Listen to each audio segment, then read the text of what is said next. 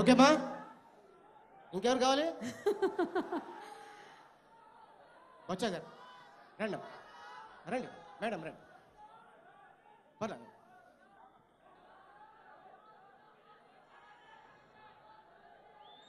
Come లాంత్రఫైడీస్. Cinema direction Jayanth గారిది అయితే ఈరోజు ఈ డైరెక్షన్ అంతా అలీ గారిదే.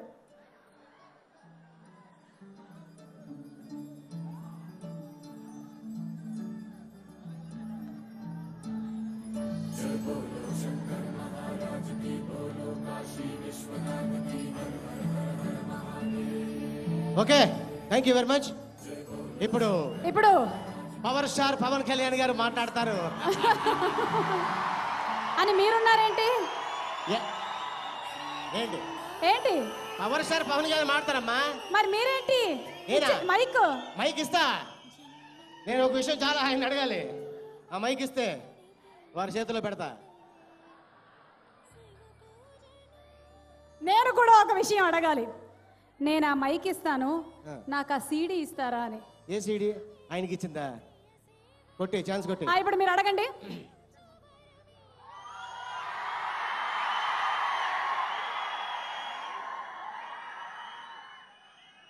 అలా చూడొద్దు. Cool cool baby cool. అంటే చాలా మంది నిర్మాతలు ఇండస్ట్రీలో ఉన్నారు. గణేష్కే డేట్లు ఎందుకు ఇచ్చారు నాకు తెలియాలి. వాడేంటి మీకేమైనా మందు పెట్టాడా? పాలల్లో ఏమైనా కలిపాడా? లేకపోతే నైట్ వేసుకొని వచ్చాడా? నాకు తెలియాలి అసలేంటి. అంటే జనరల్గా పవన్ కళ్యాణ్ గారు ఎస్ మీ స్టోరీ బాగుంది, నేను చేద్దాం అనుకుంటున్నాను, దీంట్లో ఆర్టిస్టులు, డైరెక్టర్లు, కెమెరామెన్ అని చెప్పేయచ్చు. కాకపోతే ఈ సినిమా తీన్మారని టైటిల్ పెట్టి ఫ్రెషా హీరోయిన్, పక్కన రష్యన్, ఇంకో పక్కన అమ్మాయి పేరు నాకు తెలియదు, ముగ్గురు హీరోయిన్లు. మరి జయంత్ పరంజీ గారు మామూలుగా తీడయ్యా లవ్ సీన్లు తీస్తాడు, అదిరిపోతుంది థియేటర్లో. ఈయన కూడా అలాగే చేస్తాడు అనుకోండి, అది వేరే విషయం.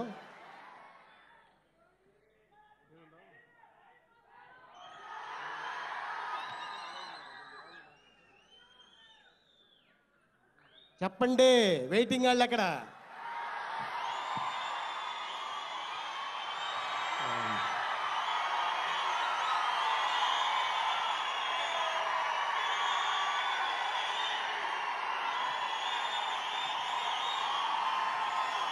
అందరికీ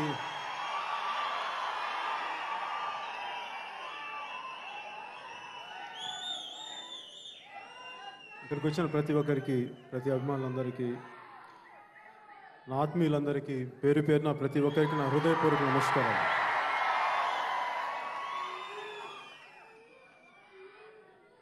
ముఖ్యంగా సినిమా ఫంక్షన్లో మాట్లాడాలంటే చాలా ఇబ్బందిగా ఉంటుంది. ఏం మాట్లాడాలో నాకే తెలియదు. అందుకని ఆలీని పక్కన పెట్టుకుని మాట్లాడుతున్నాను. కొంచెం ధైర్యం కోసం, కొంచెం నాకు అలవాటు అవుతుంది. పక్క నుండి కొంచెం ఏదైనా మాట్లాడే ధైర్యం వస్తుంది.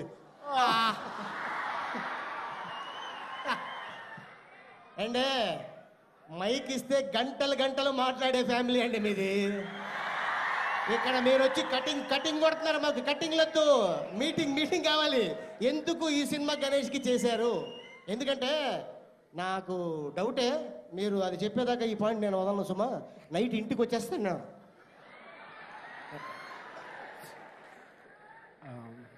ముఖ్యంగా గణేష్కి డేట్స్ ఇవ్వడానికి, గణేష్ నా దగ్గర అప్రోచ్ అయినప్పుడు మామూలుగా సుస్వాగతం నాతో పాటు యాక్ట్ చేశాడు కదా. యాక్ట్ చేసినప్పుడు నాకు ఎక్కువ పెద్ద మాట్లాడేవాడిని కాదు ఎవరితో. ఏదో నా పని వరకు చేసుకోవడం తప్ప అంతకుమించి ఇంకేం మాట్లాడేవాడిని కాదు. కానీ గణేష్ తర్వాత నాతో ఎప్పుడన్నా కనిపించి తను నాకు 2-3 విషయాలు చాలా బలంగా నిలబడ్డాడు. నాకు అతనికి ఖచ్చితంగా నిలబడే విధానం కానీ, చూసేవాళ్ళకి అతను చాలా కమెడియన్ లాగా అతని మీద రకరకాలుగా అనుకుంటారు. కానీ అతను దగ్గరగా తెలిస్తే చాలా ప్రాణం ఇచ్చే వ్యక్తి. అలాంటి వ్యక్తికి నేను ఏమైనా చేయగలనా అని అనుకుంటున్నప్పుడు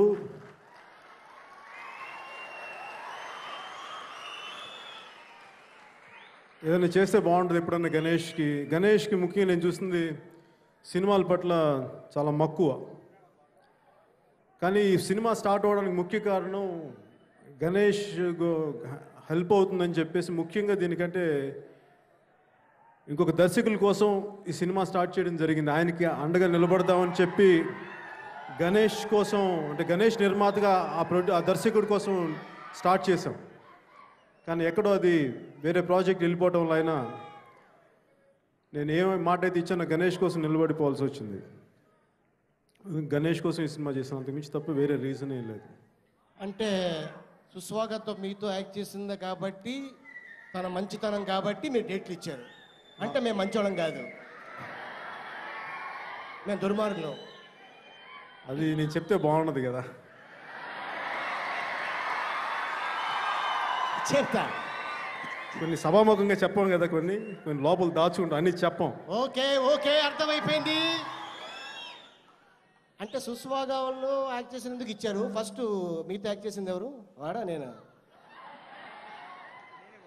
గణేష్. గణేష్. సో జనరల్గా అడిగేవాళ్ళు కదా, తప్పులేదు, బాగానే ఇచ్చారు. ఇప్పుడు నెక్స్ట్ ఈ అమ్మాయి ఏది?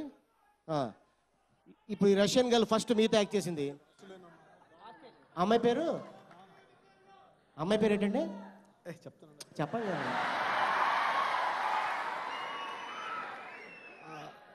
అమ్మాయి పేరు దానా. దానా? అబ్బా అయ్యి బాబా. దానా, నేను మరి రష్యా నుంచి వచ్చాను, మరి నాకు సినిమా చేసి పెడతారా పవన్ కళ్యాణ్ అంటే? చేసి పెడతారా? చేసి పెట్టరా?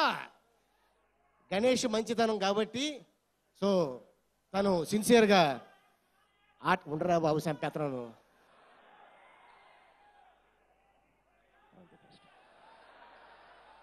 కాకపోతే ఈ ఆడియో రిలీజ్ అన్నా నేను చాలా అద్భుతంగా చేయాలి, ఎందుకంటే నా తల్లిదండ్రుల ఆశీర్వాదం.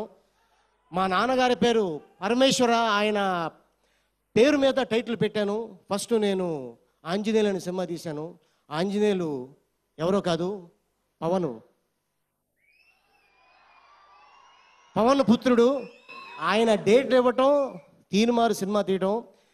ఇదే కాకుండా ఇదే గణేష్కి చాలామంది హీరోలు పిలిచి, నువ్వు చేసే సినిమాలు కానీ, నువ్వు చేసే పబ్లిసిటీ కానీ చాలా అద్భుతంగా చేస్తున్నావు గణేష్, నేను కూడా నీకు డేట్స్ ఇస్తాను, అది మీ ఆశీర్వాదం. నాకు తెలిసి మరొక అశ్విని దత్ గారు, అంటే అంత హైట్ లేడు, కొంచెం సట్రం పెద్దది, వాకింగ్ చేస్తున్నాడు డైలీ 5 గంటలకు వాకింగ్ చేసేసి పాపం తను. ఎందుకంటే జగతక వీరుడు అతిలేక సుందరి ఎంత పెద్ద హిట్ ఇచ్చారో మా మెగాస్టార్ తోటి. ఆయన్ని మాట్లాడిస్తావా అలీ? కొంచెం ఆయన్ని మాట్లాడిస్తావా? Thank you.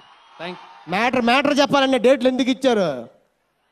నెక్స్ట్ ఈ డైరెక్టర్ గారి గురించి, ఈ సినిమా గురించి మీరు ఏమండి, ఈ సినిమా గురించి ఈ కథ మీరు వినగానే జయంత్ గారే డైరెక్టర్ అని ఎందుకు అనుకున్నారు? చాలామంది డైరెక్టర్లు ఉన్నారు. నేను ముఖ్యంగా ఈ సినిమా చేయడానికి ముఖ్య కారణం లవ్ ఆర్టికల్ ఫ్యాన్స్, 100% ఫ్యాన్స్ లేకుండా లేదు. మీరు ఇంతగా అభిమానించి, ఇంత ప్రాణం ఇచ్చే అభిమానుల కోసం ఎలాంటి సినిమా చేస్తే బాగుంటుంది అనుకున్నప్పుడు నేను చాలా మామూలుగా ఏదో థియేటర్లో లవ్ ఆర్టికల్ సినిమా చూడటం జరిగింది.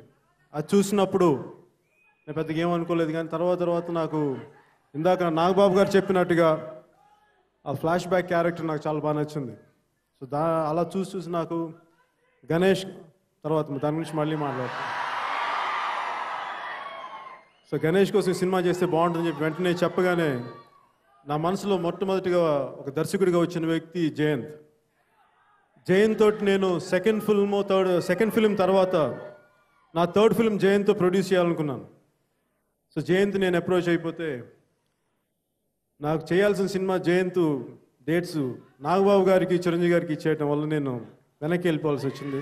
మళ్ళీ నాకు జయంత్తో చేయడానికి 10 సంవత్సరాల పైన పట్టింది. నేను చాలా సంతోషంగా ఒప్పుకున్నాను.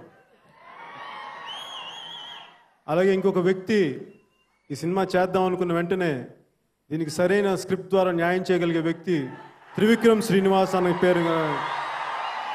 ఫస్ట్ ఆయన అడిగాను, మీరు రాస్తానంటే ఖచ్చితంగా కొంటాను ఈ సినిమా అని చెప్పి.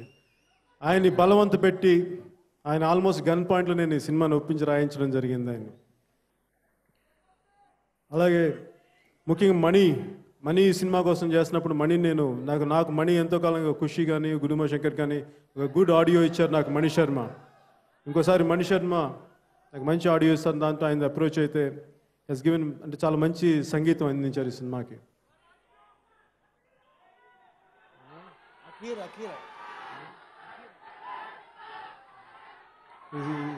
ఈ సభలో కాదు, ఇంకోసారి ప్రత్యేకించి మాట్లాడుకుందాం. అట్లాగే ఒక విషయం అండి, అంటే ఈ సినిమాలో అంటే చాలామంది హీరోయిన్లు ఉన్నారు తెలుగు ఇండస్ట్రీలో. పవన్ కళ్యాణ్ పక్కన అంటే ఎవరు నో అనరు, మీరు త్రిష పాయింట్కి వచ్చారు. అట్లాగే ముగ్గురు హీరోయిన్లు ఉన్నారు. అంటే మీరు జనరల్గా బయట షూటింగ్ చేస్తున్నప్పుడు చాలా సిగ్గుపడతారు. మామూలుగా ఇలా చేయాలన్నా కూడా ఇక్కడ వద్దు స్టూడియోలో వేసుకుందాం అంటారు. జనాలు చూస్తుండగానే చిన్న స్టెప్ అంటే వద్దు మనం స్టూడియోలో చేసుకుందాం అంటారు. జనాల్లో షూటింగ్ అంటే మీరు టెన్షన్ పడతారు. ఉంటుంది ఎందుకు? ఏమో మరి అంత బస్సుల్లో చేయాలంటే నేను ఫస్ట్ గణేష్కి సుస్వాగతం టైంలో నన్ను వైజాగ్ తీసుకెళ్ళి బస్ పైన ఎక్కించి డ్యాన్స్ చేయమన్నారు. సిగ్గుతో చచ్చిపోయాను. అందరూ అలా చూస్తుంటే నేను పారిపోయాను. మా వదినికి ఫోన్ చేశాను, నాకు అవసరమై సినిమాలు అని చెప్పి, నేను సినిమాల నుంచి పారిపోతానని చెప్తే నాకు గుర్తు చేస్తున్నాడు మన గణేష్. నేను సుస్వాగతం అని చెప్పాను. కొంచెం నాకు సిగ్గుగా ఉండదు చేయడానికి. ఓకే, వాళ్ళు ముగ్గురితో చేశారు కదా, మీ ఫీలింగ్స్ ఏంటి? అంటే 10 సంవత్సరాల తర్వాత ఎంతో కొంత అలవాటు అవుతుంది కదా కొంచెం ఈ సినిమా కొంచెం సిగ్గు విడవాల్సి వచ్చింది. అంటే చాలామంది అంటే అన్నయ్య గారు ఠాగూర్ సినిమాకి మరి తిరుపతి వెళ్ళి షూటింగ్ చేశారు.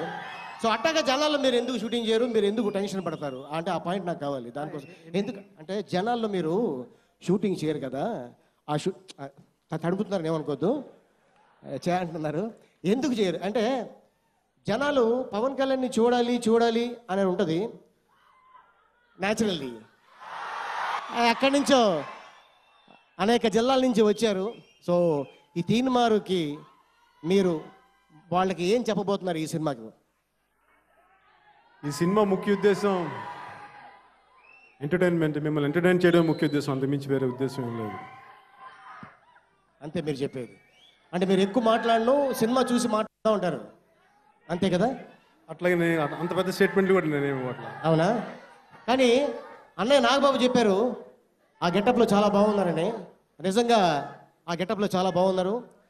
ఆ స్టిల్స్ ఈ కాంబినేషన్ చూస్తుంటే డెఫినెట్గా మళ్ళీ చిరంజీవి గారికి జయంత్ గారు బావగారు బాగున్నారు ఆ టైటిల్ ఎలా ఇచ్చారో అట్లాగే ఈ సినిమా కూడా హిట్ అవుతుందని నేను అనుకుంటున్నాను. దానికి మీరేంటి సమాధానం చెప్తారు? నేను ఎప్పుడు ఏ సినిమా చూసినా ఫైనల్ వాళ్ళు నిర్ణయించాలి. నా వరకు నేను చేశాను, బాగుందా లేదా అనేది వాళ్ళ తీర్పే శిరోధార్యం. బాగా మాట్లాడాను కదా, బ్రహ్మాండం.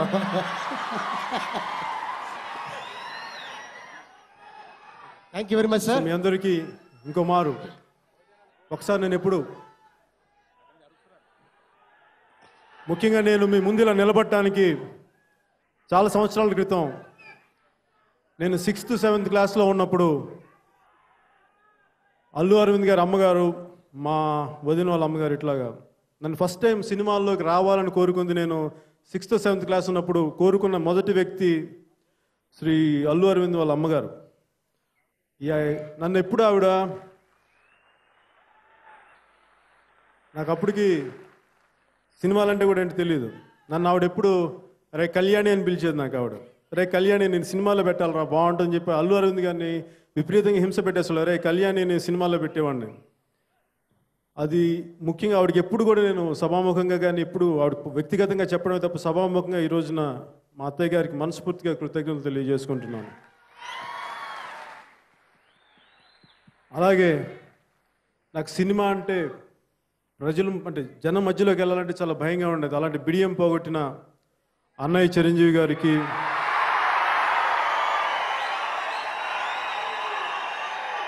అలాగే ఎప్పుడు కూడా నన్ను తల్లి తర్వాత తల్లిలా పెంచిన మా వదినికి మనస్ఫూర్తిగా కృతజ్ఞతలు తెలియజేసుకుంటున్నాను.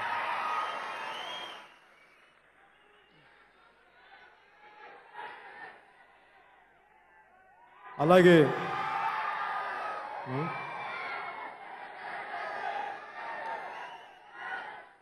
అలాగే